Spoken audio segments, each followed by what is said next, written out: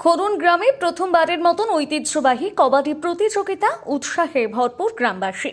বীরভূম জেলার রামপুরহাট থানার অন্তর্গত খরুন গ্রামের জয়সাগর ময়দানের পাশে অনুষ্ঠিত হল প্রথমবারের মতন ঐতিহ্যবাহী কবাডি প্রতিযোগিতা।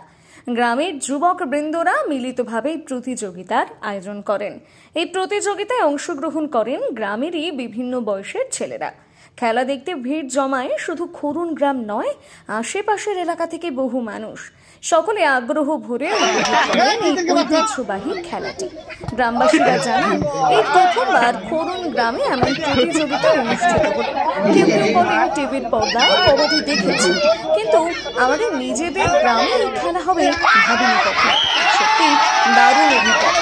গ্রামের তরুণদের উদ্যোগে ঐতিহ্যবাহী খেলার আয়োজন হওয়ায়